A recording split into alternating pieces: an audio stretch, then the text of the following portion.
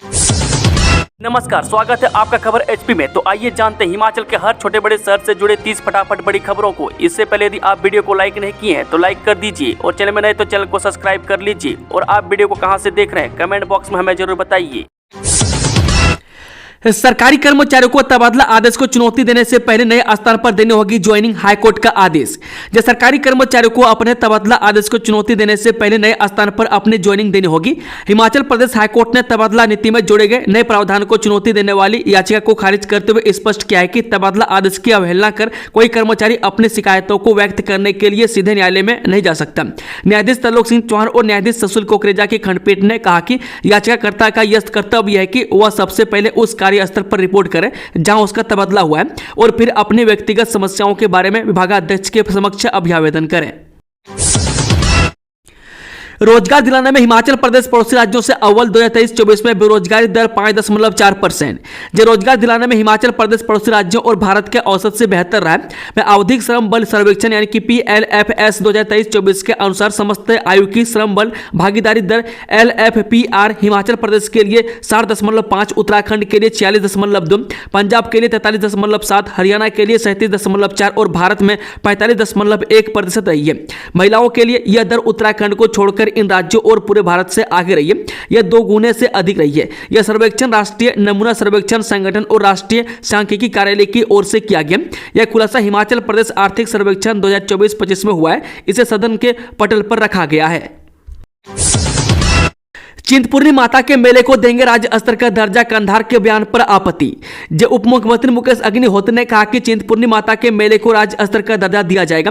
में अम्ब railway station का नाम मंदिर के नाम पर रखने का प्रस्ताव केंद्र सरकार को भेजा जाएगा। उन्होंने कहा कि वहां सेल्फी पॉइंट भी बनाया जाएगा। वह प्रदेश के सभी बड़े मंदिरों को संवारने के लिए मास्टर प्लान तैयार किया जा रहा है। विधायक केवल सिंह पठानिया और सुदर्शन बबलू के सवाल का जवाब देते हुए उप मुख्यमंत्री ने कहा कि विभाग के पास बजट की कोई कमी नहीं है। वह देश के बड़े मंदिरों की तर्ज पर प्रदेश के मंदिरों को भी संवारा जाएगा। वह प्रसाद योजना के तहत मां चिंतपूर्णी मंदिर का विकास करने के लिए 56 करोड़ 67 लाख रुपए की DPR केंद्र सरकार को दिसंबर में भेजी गई है। वह स्वदेश योजना 2 के तहत जिला कांगड़ा में पोंग बांध को पर्यटन की दृष्टि से विकसित करने के लिए DPR तैयार कर भारत सरकार को भेज दिया गया है। हिमाचल में 2,57,212 रुपये हुई प्रति व्यक्ति आय, जानिए आर्थिक सर्वेक्षण की बड़ी बातें। हिमाचल में प्रति व्यक्ति आय 2,57,212 रुपये हो गई है। मैं इसमें 9.6% की बढ़ोतरी हुई है। इस तरह प्रदेश में प्रति व्यक्ति आय में 22,430 रुपये बढ़ी है। राज्य के प्रति व्यक्ति आय में 2011-12 में 87,721 से 2024-25 में 2,57,212 की बढ़ोतरी हुई है, जो कि 2011-12 की तुलना में 8.6% की चक्रवृद्धि वार्षिक वृद्धि दर दर्शाती है। हिमाचल में आर्थिक विकास दर में भी वृद्धि हुई है। 2024-25 में विकास दर 6.7% हो गई थी, जबकि 2023-24 में 6.6% थी। यह देश की विकास दर से अधिक है। देश में यह 6.4% है। राज्य के सकल घरेलू उत्पाद यानी कि GSDP में प्राथमिक क्षेत्र का योगदान 15.2% है। इसमें कृषि, पशुधन, वानिकी, खनन आते हैं। चुनावों से पहले बैंक खातों में पैसा डालने पर हंगामा, नारेबाजी कर सदन से गए भाजपा विधायक। हिमाचल प्रदेश विधानसभा के बजट सत्र में वीरवार को चुनावों से पहले बैंक खातों में पैसा डालने को लेकर खूब हंगामा हुआ। भाजपा के विधायक विरोध स्वरूप नारेबाजी करते हुए सदन से बाहर चले गए। वह प्रश्नकाल समाप्त होने से कुछ समय पहले उप मुख्यमंत्री मुकेश अग्निहोत्री के साथ विपक्ष की नोकझोंक हुई। वह भाजपा विधायक आशीष शर्मा के सवाल पर सरकार ने सूचना को एकत्रित करने का जवाब दिया। जवाब से असंतुष्ट विपक्ष ने जानकारी को छिपाने का आरोप लगाया। वह भाजपा विधायकों के सदन से बाहर जाने पर उप मुख्यमंत्री ने कहा कि विपक्ष का व्यवहार सदन की उच्च परंपराओं के खिलाफ है। ऐसा प्रतीत होता है कि विपक्ष पहले से बाहर जाने का मन बनाकर आया था। हम हर जवाब देने को तैयार हैं। विधानसभा अध्यक्ष कुलदीप सिंह पठानिया ने कहा कि जब सरकार की ओर से बताया गया कि सूचना एकत्र की जा रही है तो विपक्ष का सदन से बाहर जाना ठीक नहीं है। सुक्खू ने सुजानपुर सैनिक स्कूल में नए हॉस्टल के लिए की 3 करोड़ रुपए देने की घोषणा। जब मुख्यमंत्री सुखबीर सुक्खू ने गुरुवार को हमीरपुर जिले के सुजानपुर टिहरा सैनिक स्कूल का दौरा किया और स्कूल परिसर में चल रहे मरम्मत कार्यों का निरीक्षण किया। उन्होंने लोक निर्माण विभाग के अधिकारियों को इन कार्यों में तेजी लाने के निर्देश दिए। उन्होंने स्कूल के नए हॉस्टल के निर्माण के लिए 3 करोड़ रुपए देने और स्कूल के बजट में वृद्धि करने की घोषणा की। मुख्यमंत्री सुक्खू ने कहा कि स्कूल के ग्राउंड में सिंथेटिक ट्रैक की व्यवस्था की जाएगी। मुख्यमंत्री सुखबीर सुक्खू ने कहा कि सैनिक स्कूल के विद्यार्थी विद्यार्थियों की डाइट मनी को 10 रुपये से बढ़ाकर 50 रुपये और स्थानीय विधायक के माध्यम से स्कूल के लिए एम्बुलेंस का प्रावधान भी किया जाएगा। उन्होंने कहा कि सुजानपुर सैनिक स्कूल की आधारशिला तत्कालीन प्रधानमंत्री इंदिरा गांधी ने रखी थी और सुजानपुर के विकास में कांग्रेस की सरकारों का महत्वपूर्ण योगदान रहा है। प्रधानाचार्य ग्रुप कैप्टन रचना जोशी और अन्य अधिकारियों ने मुख्यमंत्री का स्वागत किया तथा स्कूल की विभिन्न मांगों से अवगत करवाया।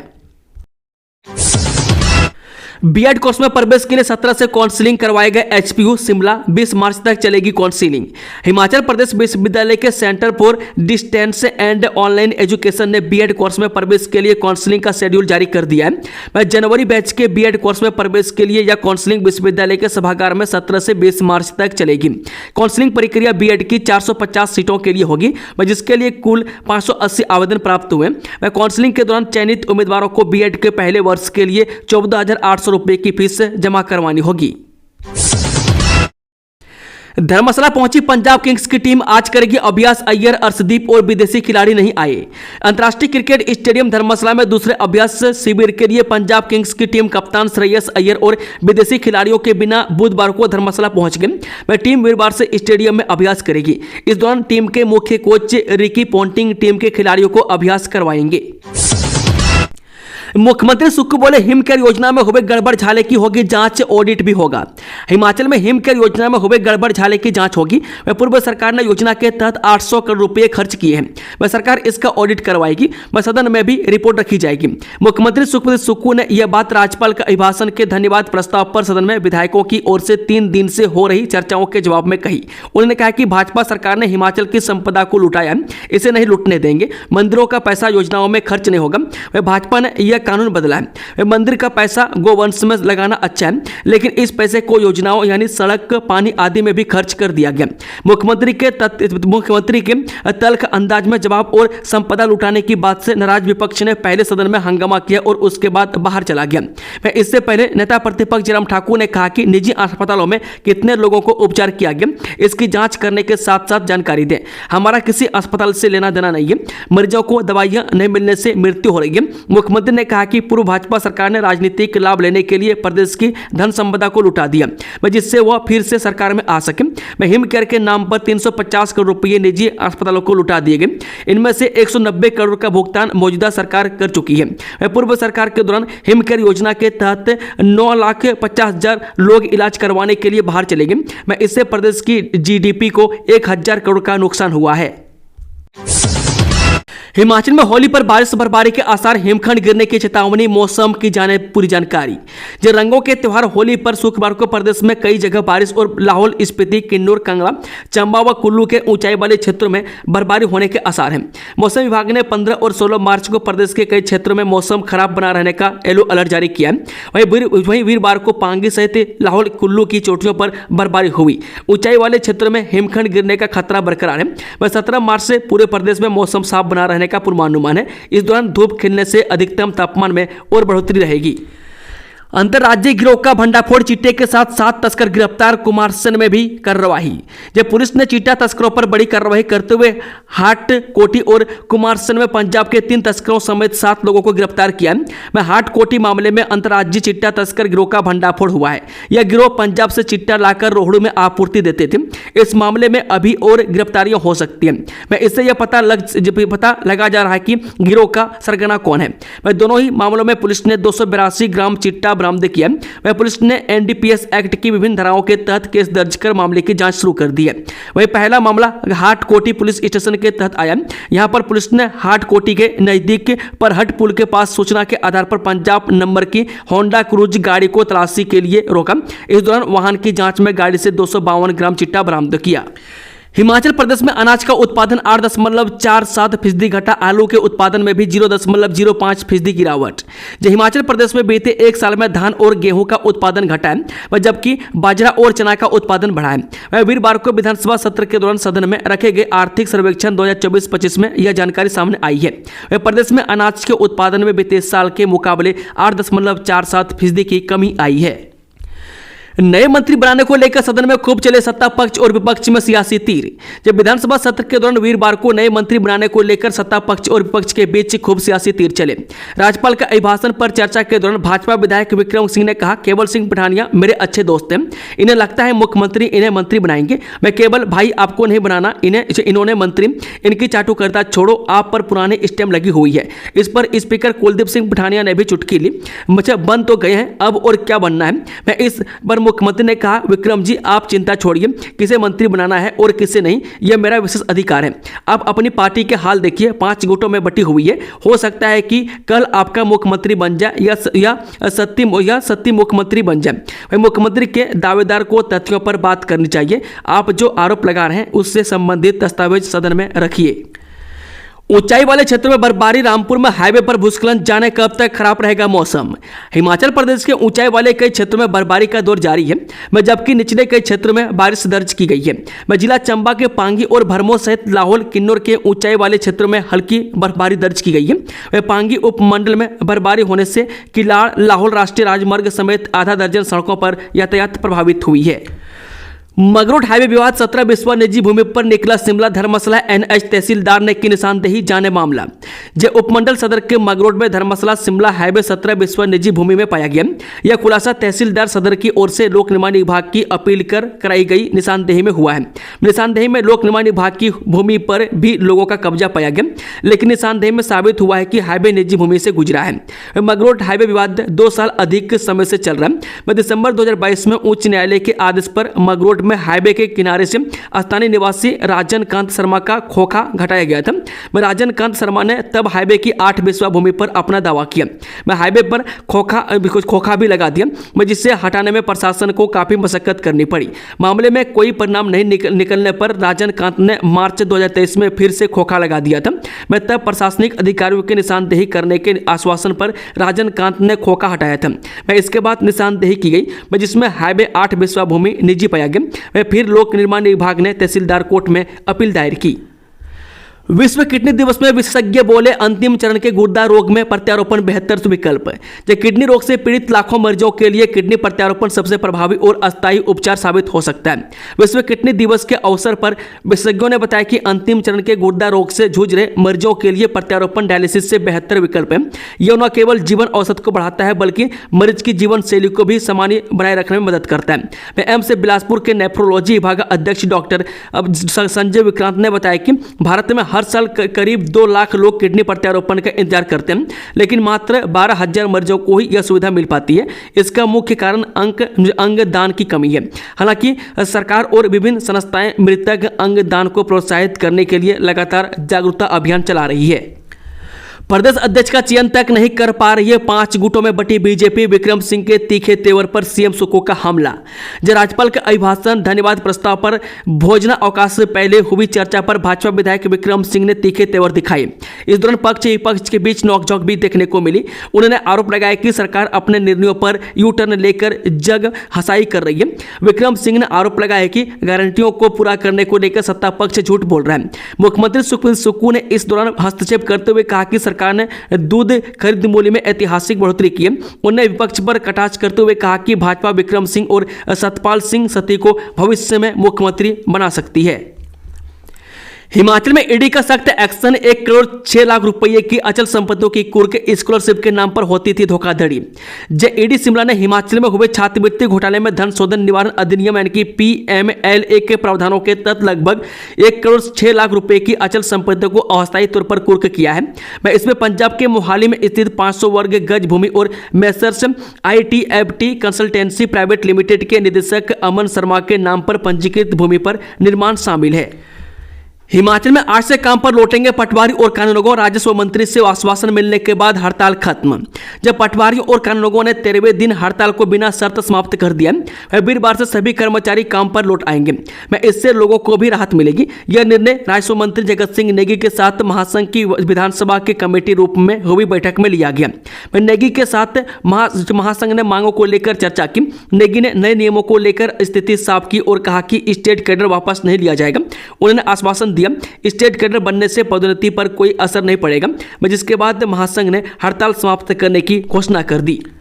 शराब ठेकों की नीलामी से 150 करोड़ मुनाफा। पिछले साल इतने में नीलाम हुए थे ठेके, इस बार इतना है लक्ष्य।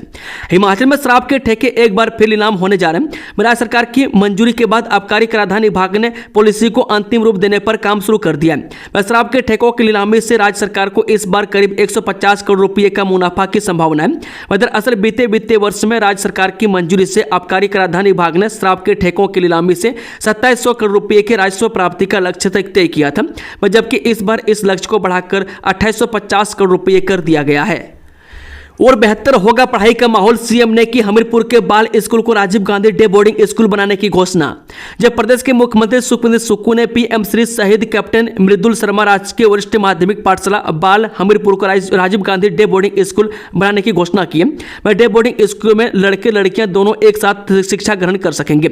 मुख्यमंत्री ने यह घोषणा राजकीय महाविद्यालय हमीरपुर के वार्षिक पारितोषिक वितरण समारोह के मंच पर कही। उन्होंने कहा कि हर विधानसभा क्षेत्र में Rajiv Gandhi day boarding school खोले जा रहे हैं। मैं इनमें प्री प्राइमरी से लेकर 12वीं कक्षा तक 750 से लेकर 1000 छात्र दाखिल किए जाएंगे। मैं जिन डी बोर्डिंग स्कूलों में पानी की उपलब्धता होगी वहां पर स्विमिंग पूल बनाए जाएंगे और खेलों की विभिन्न गतिविधियां भी इन स्कूलों में करवाई जाएंगी, ताकि प्रदेश के छात्रों को डे बोर्डिंग स्कूलों में बेहतर पढ़ाई का माहौल मिल सके। उन्होंने कहा कि नादौन, भोरंज और करोट का डे बोर्डिंग स्कूल अगले सत्र से शुरू कर दिया जाएगा। बद्दी में 70 पदों के लिए 400 से अधिक युवाओं ने दिया साक्षात्कार। जब बद्दी के निमंत्रण पैलेस में साक्षात्कार आयोजित किए गए, मैं डीआर एसोसिएट की तरफ से अभ्यर्थियों का पंजीकरण किया गया। मैं साक्षात्कार के लिए छात्र सुबह 9 बजे से ही जुटना शुरू हो गए थे। मैं शाम करीब 5 बजे तक साक्षात्कार चलते रही।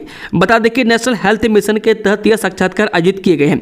मैं इस दौरान staff nurse, pharmacist, OTM, CHO, counsellor, STS, STLS, TB, HB, epidemiologist, procurement and logistic और रेफ्रिजरेटर मैकेनिक के लिए ये इंटरव्यू किए गए। मैं कंपनी के एचआर प्रबंधक मंजीत कौर ने बताया कि करीब 70 पदों की भर्ती के लिए साक्षात्कार लिए गए। मैं इसमें जिला भर से करीब 400 से अधिक अभ्यर्थियों ने साक्षात्कार में भाग लिया। हिमाचल में 143 औद्योगिक इकाइयों को मिली मंजूरी, 17,000 को मिलेगा रोजगार। हिमाचल प्रदेश में औद्योगिक निवेश को बढ़ावा देने के लिए बीते 2 वर्षों में सिंगल विंडो अथॉरिटी के माध्यम से 143 औद्योगिक इकाइयों को स्थापित करने की मंजूरी दी गई है। इन इकाइयों के जरिए 8380 करोड़ रुपये का निवेश से प्रस्तावित है, जिससे 17,730 लोगों को रोजगार मिलने की संभावना है। यह जानकारी उद्योग मंत्री हर्षवर्धन चौहान ने विधानसभा में गुरुवार को प्रश्नकाल के दौरान दी। वह विधायक सुखराम चौधरी और जीतराम कटवाल द्वारा पूछे गए सवाल का जवाब दे रहे थे। उद्योग मंत्री ने बताया कि वर्तमान में प्रदेश में 64 औद्योगिक क्षेत्र हैं और सरकार जल्द ही 13 नए औद्योगिक क्षेत्र स्थापित करने की योजना बना रही है। इसके लिए भूमि चयनित कर ली गई है, लेकिन आगे की प्रक्रिया भूमि के संबंधित विभाग के नाम हस्तांतरित होने के बाद ही संभव होगी। हिमाचल के इस हॉस्पिटल में शुरू हुई कीमोथेरेपी, अब नहीं जाना पड़ेगा चंडीगढ़ और शिमला। ये सिरमौर जिले के लोगों के लिए राहत भरी खबर है। अब कैंसर जैसी गंभीर बीमारी का इलाज जिले के सबसे बड़े चिकित्सा केंद्रों में से एक पांवटा साहिब सिविल हॉस्पिटल में ही किया जाएगा। यहाँ कीमोथेरेपी की सुविधा शुरू कर दी गई है, जिससे मरीजों को शिमला या चंडीगढ़ जाने की जरूरत नहीं पड़ेगी। यह फैसला जिले के सैकड़ों कैंसर मरीजों और उनके परिवारों के लिए बहुत फायदेमंद साबित होगा, क्योंकि इससे उनकी यात्रा समय और खर्चे में भारी कमी आएगी। रुपये का सिंबल हटाने पर भड़की वित्त मंत्री निर्मला सीतारमण, कहा अलगाववाद को दे रहे बढ़ावा। जो रुपये को लेकर शुरू हुए विवाद पर अब वित्त मंत्री निर्मला सीतारमण का भी बयान आ गया। सीतारमण ने कहा है कि यह कदम अलगाववादी भावनाओं को बढ़ावा देता है। बता दें कि 2025-26 के लिए राज्य के बजट में स्टालिन सरकार ने देवनागरी लिपि में रुपये के लोगों को तमिल अक्षर से बदल दिया है। भाजपा ने इस कदम की आलोचना करते हुए कहा कि पूर्व द्रमुक विधायक के पुत्र ने ही रुपये का लोगो बनाया। शुक्रवार को पेश होने वाले बजट से एक दिन पहले मुख्यमंत्री एमके स्टालिन ने इसका टीजर साझा किया है। इसमें रुपये के लोगों की जगह तमिल भाषा में रुपये दिख रहे हैं, जिसका मतलब रुबाई यानी कि तमिल में रुपया है। रंगों के पर्व होली को मिलेगी वैश्विक पहचान, यूनेस्को की लिस्ट में होगा शामिल। जब भारत वैसे 2 त्योहारों और मेलों का देश है, इनमें होली और दीपावली सबसे खास है। यह बात अलग है कि अब तक इन्हें वैसी वैश्विक पहचान नहीं मिल पाई थी, जिसके हकदार थे। हालांकि अब इन दोनों ही त्योहारों को वैश्विक पहचान दिलाने की कोशिश तेज हुई है। संस्कृति मंत्रालय ने जल्द ही दीपावली के बाद रंगों के पर्व होली को भी यूनेस्को की अमूर्त सांस्कृतिक विरासत सूची में शामिल करने के लिए प्रस्ताव भेजने की तैयारी में।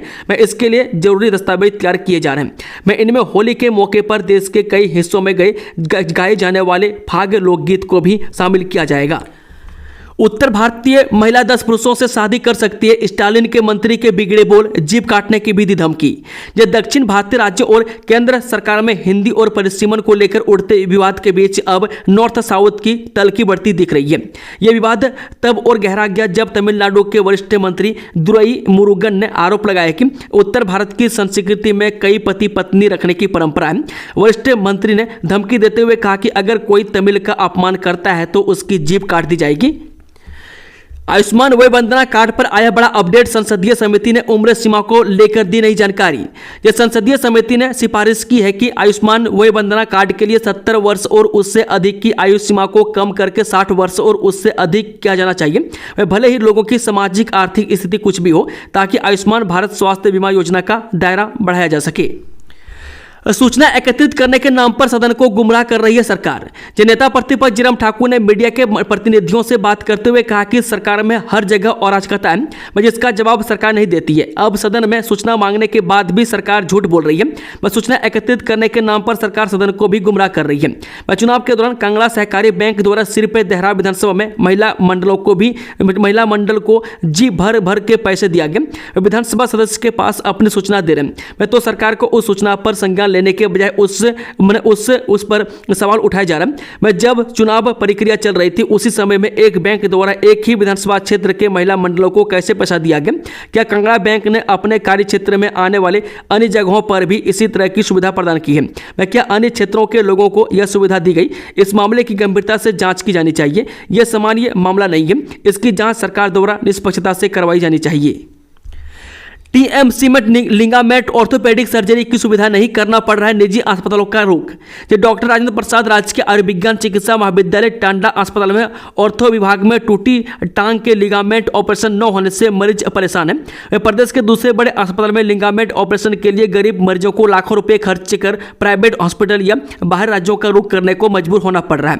18 साल पहले 2007 से टीएमसी की शुरुआत होने के बाद अभी तक यहाँ टांग टूटने के बाद ऑर्थोस्कोपिक लिगामेंट के ऑपरेशन की सुविधा उपलब्ध नहीं है। 18 साल का अरसा बीत जाने के बाद भी टीएमसी में एक भी डॉक्टर ऑर्थोस्कोपिक लिगामेंट के ऑपरेशन के लिए ट्रेंड नहीं हो सका। हालांकि विभाग ने 2 डॉक्टरों के नाम ऑर्थोस्कोपिक लिगामेंट के ऑपरेशन की ट्रेनिंग के लिए भेजे हैं। दोस्तों, खबरों का सिलसिला समाप्त होता है। अगर जानकारी पसंद आई हो तो वीडियो को लाइक, शेयर, चैनल को सब्सक्राइब जरूर कर लें और कमेंट बॉक्स में अपना फीडबैक जरूर दें। Thank you, all the best, happy Holi.